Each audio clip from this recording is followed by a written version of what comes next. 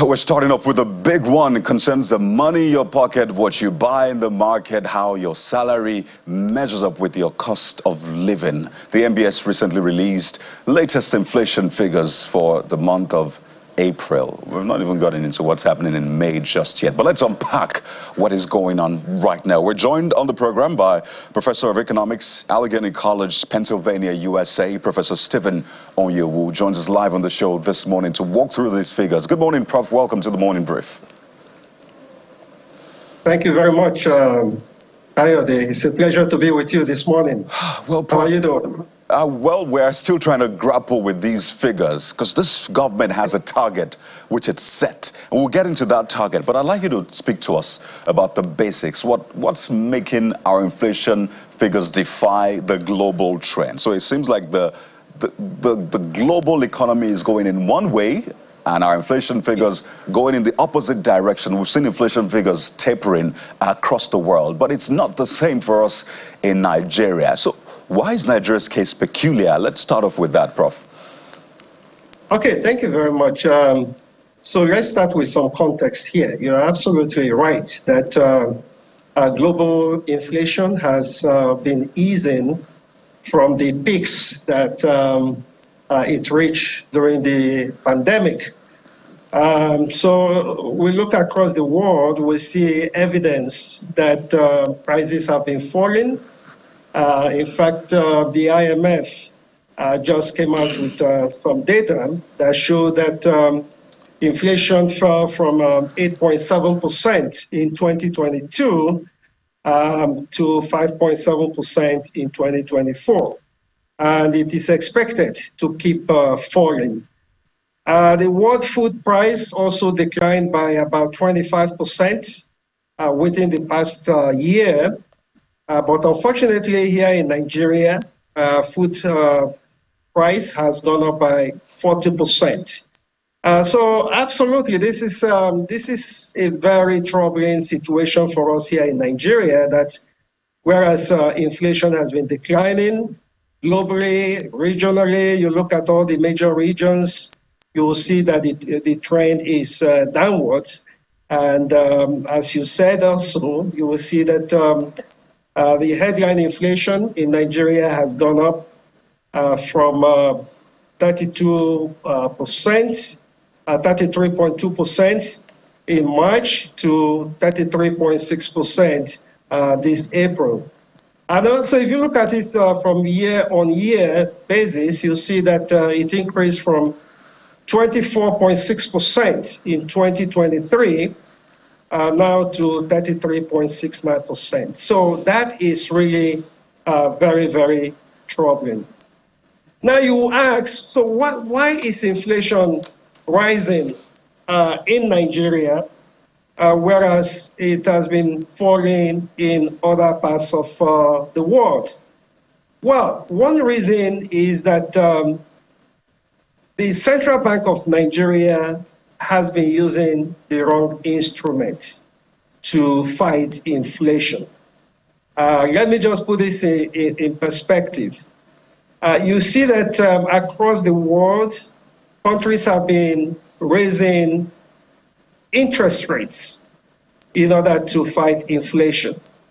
Nigeria has followed suit. But the question is that an appropriate tool to fight inflation in Nigeria?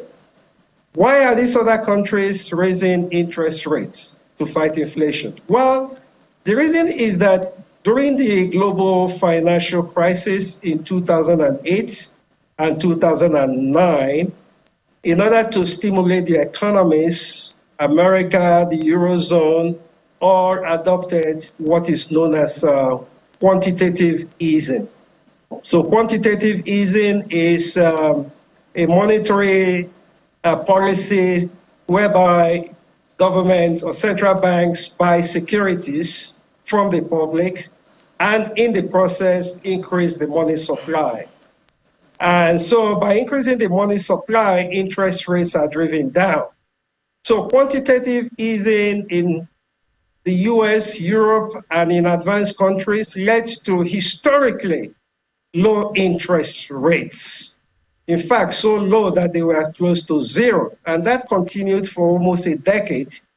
And then in the US, for instance, in 2020, there was also another round of quantitative easing. But then that policy overheated the economies of advanced countries. And then COVID came with supply chain disruptions combined with quantitative easing, so prices went through the roof. Now, after COVID, advanced countries have been fighting inflation by raising interest rates appropriately. And that explains why their inflation rates are declining.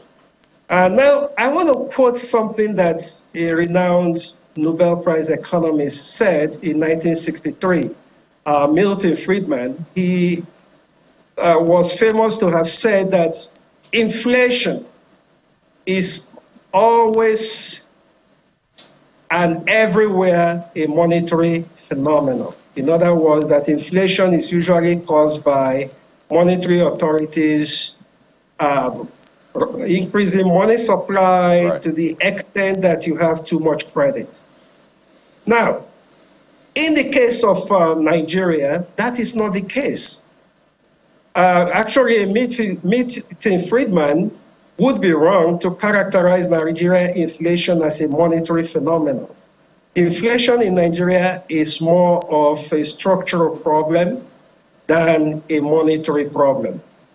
It's structural in the sense that it is caused by supply-side challenges, supply-side constraints. And you must have read some of these constraints severally in the media.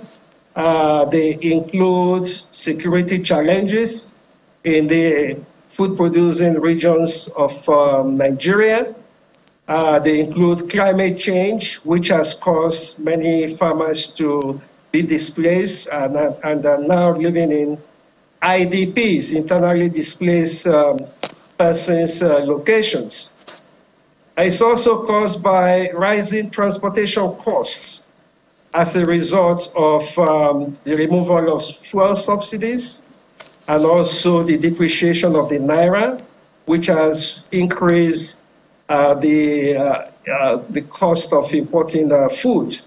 So these are all structural problems that you don't address. You can't address by raising interest rates. However, that's how the Central Bank of Nigeria has been fighting inflation, following the cue of advanced countries. But it's a wrong approach. Inflation in Nigeria. So we get your drift. You say it's a wrong approach, and the causative factors of inflation for Western countries and Nigeria are different. But you also say that they successfully tackled inflation in their own countries because they deployed what you call quantitative easing.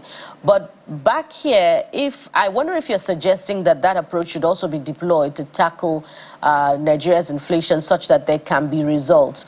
But back home, some legislators have identified the deployment of ways and means as being what is responsible for Nigeria's inflation, which is tantamount to excess money supply in the economy due to what the consensus is printing of naira rather than creating value. So what are your thoughts on this?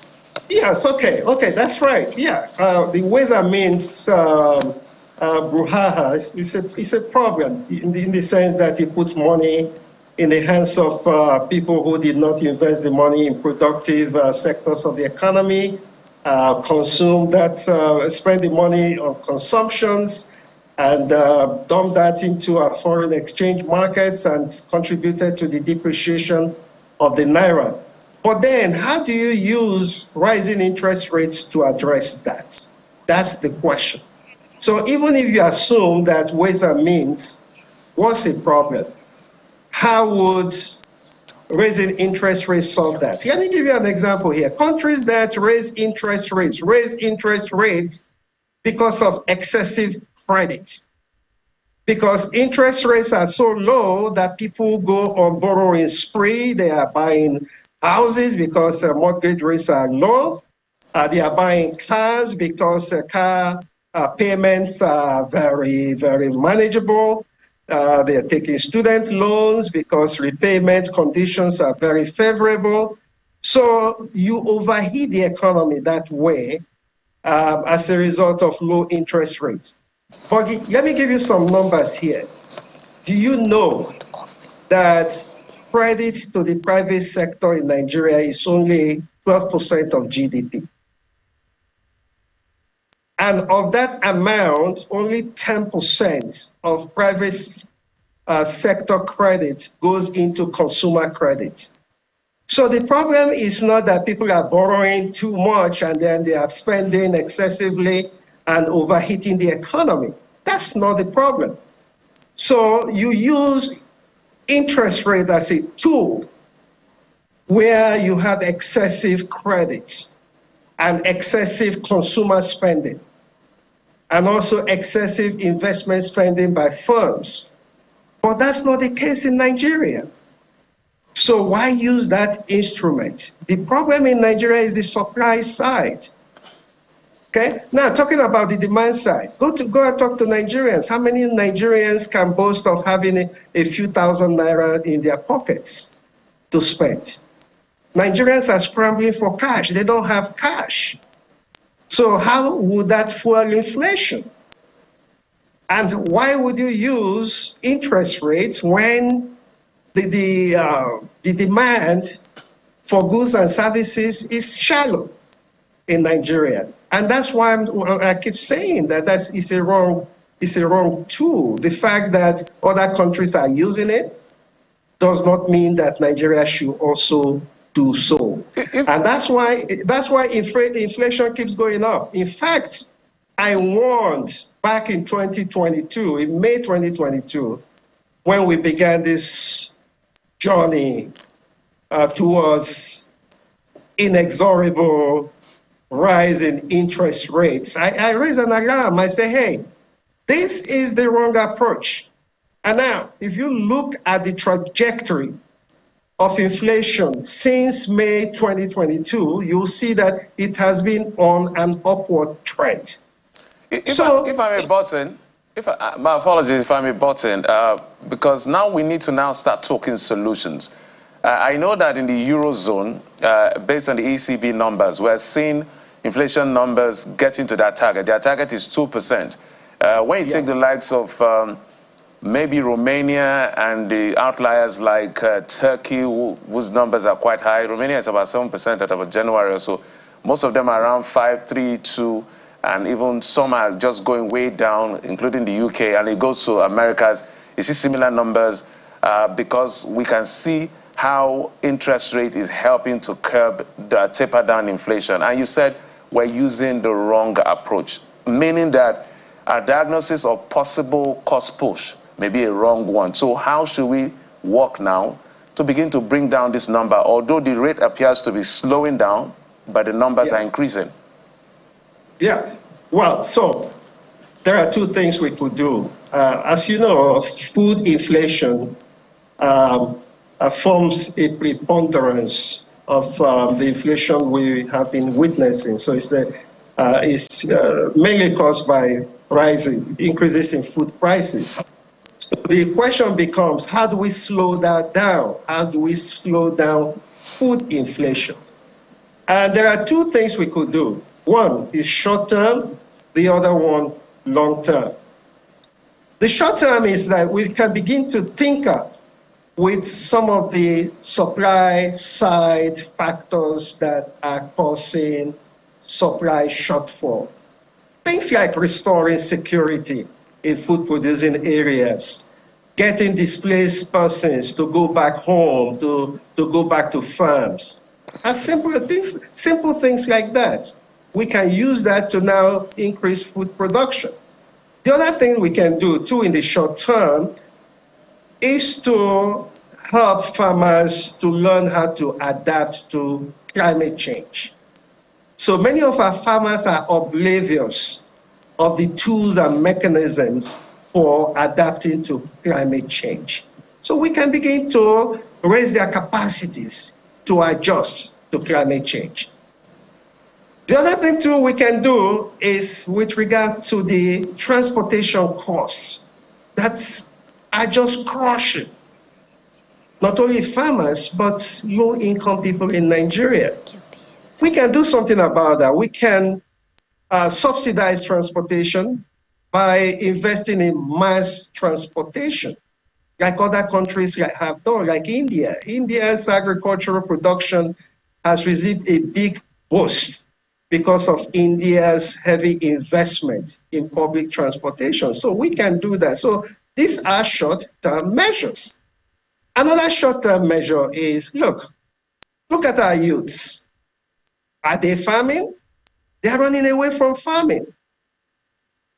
So let's make farming attractive to these young people. Now, I looked at the statistics. I found that back in 2002, the growth of agricultural value added, agricultural output was growing at about 55.6%. Right. In 2022, it was growing by 1.9%. Why? Because people are leaving farming. Farmers are aging. You know, farming is a physically challenging occupation. Right. And now we're having our farmers aging, so we need to bring young people back. So those are short-term measures. But more importantly, we need a long-term strategy. Until we have made agriculture our economic and foreign policy priority, we are still going to be back to square one. Well, Prof. Now, yeah. Yeah, you can make that point. I just wanted to add something to the mix, but you can make the final point you wanted to make.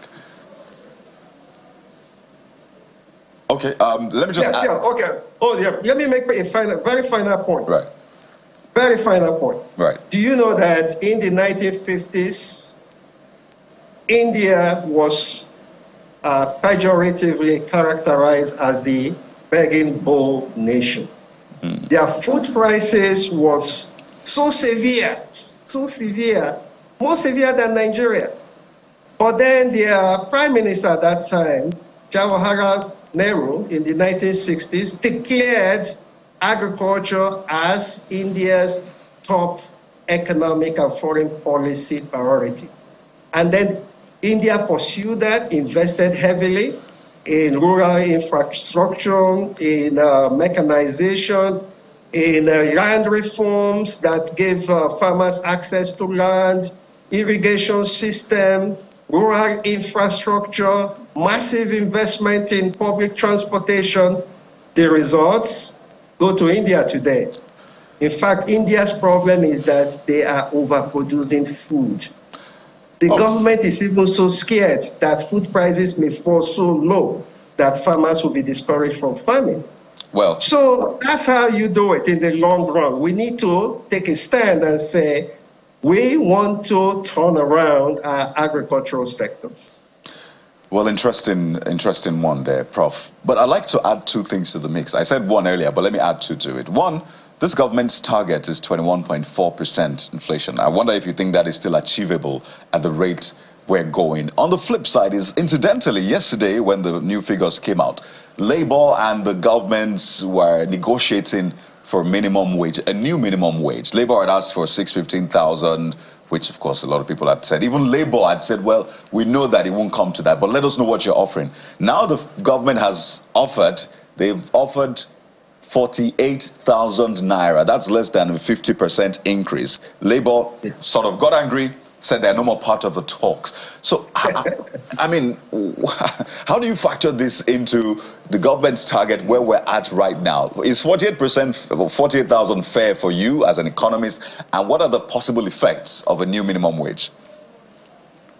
Well, let me just clarify one thing that people think about the minimum wage. Some people think that the minimum wage destroys economies. That's incorrect. There were two prominent economists from Princeton University, David Card and Alan Kruger, who published a very influential research in 1994 about the minimum wage. Before then, people used to be scared about the minimum wage. Now, you raise the minimum wage, you destroy economies, you destroy jobs, and so on and so forth. You have an Armageddon. But they found that actually raising the minimum wage had no negative effect on the economy, especially on employment. I don't want to go into the details of that study, but they compared Eastern Pennsylvania that did not raise the minimum wage with New Jersey that raised the minimum wage. They actually found that employment in New Jersey that raised the minimum wage by 18% actually went up. Actually went up. So the minimum wage is a win-win for labor and corporations. It boosts morale, it empowers workers, it reduces a sense of relative deprivation, whereby people think, wow, we are working so hard and we are paid a starvation wage. Come on, 30,000 naira in Nigeria is a joke. It's a complete joke. You can't even go grocery shopping. If a family of 4 cannot go grocery shopping for 1 week with 30,000 naira. So, Prof, does that mean that 48,000 naira is comedy as well? Oh, God. That is even adding salt to injury. That is ridiculous. Saying 48,000 naira is the minimum wage. It's just, I mean, I'm just struggling for how to characterize that. It's ridiculous, completely ridiculous. I once did a back of the envelope calculation of how much a family of 4 would need to at least afford food. Just the basic food, they're just the basic. I came up with about 100,000 naira. 100,000 naira, just food. So just food, I didn't factor in health, education, transportation, and all that. Just food alone, 100,000 naira. Just living, basically buying just gari, beans, palm oil, and maybe some crayfish, and so on and so forth. So where would 48,000 naira lead you to? Yeah, so it's just going to put more people into poverty. And then if you consider multidimensional poverty, which is when you take account not only of income, but access to health, to education, to electricity, to sanitation, then you are not even close to 100,000. By the way, the minimum wage in 1981, when it was first introduced, was 125 naira at that time. And the naira was exchanging for 0.61 US dollars. 1 naira equals 0.61 US dollars. So when you convert that, you see that in today's naira, you're talking about almost 500,000 naira that somebody should be earning. That should be the minimum wage. Nothing less than about 500,000 naira. Yes, Prof, we get your point about depreciation in value over the years, but let me follow up with the first part of Kadi's question, which is the possibility of this administration's projection to bring down inflation to 21%. That's on the one hand. On the other hand, for the IMF, their own projection is that inflation by the end of the year will come down to 24%. But that's projected to come down with tightening of monetary policy. Help us understand the thinking of the International Monetary Fund, particularly with regards to what we've seen so far with monetary policy tightening, with regards to in relationship with inflation figures. Well, if you believe in miracles, I don't know whether you believe in miracles. If you do, then maybe that's possible. Unfortunately, the economic fundamentals suggest otherwise, that there is no way you can bring inflation from where it is today at 33.6% this year to 24%. So what lever are you going to use to accomplish that? Is that raising interest rates? We've seen that raising interest rates since May 2022 has not reduced the inflation rate. If anything, inflation rate has been rising. So I don't see whatever the CBN governor or whoever is going to use to reduce the inflation rate. I haven't seen that yet. So to do that, you just have, it's not possible. In the long run, maybe, especially if you begin to address the supply side constraints that are driving inflation in Nigeria. But just by ratcheting the interest rate and hoping that you get it down to 24% or whatever, I don't see that happening.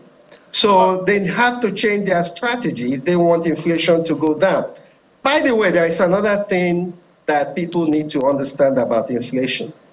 In economic parlance, we say that inflation or prices are sticky downwards.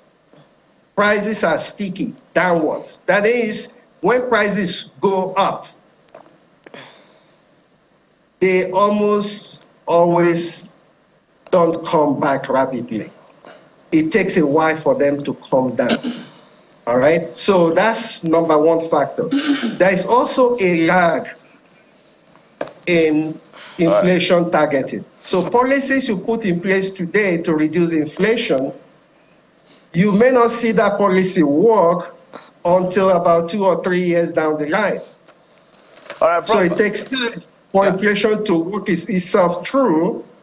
So can you imagine that advanced countries have been using interest rates to target inflation? All right, Prof, if I'm important, my apologies, we're running out of time. So as we begin to wind down, I'm wondering, I do not want to believe that economists at that level will be playing politics with numbers, because in economics, politics is out of it.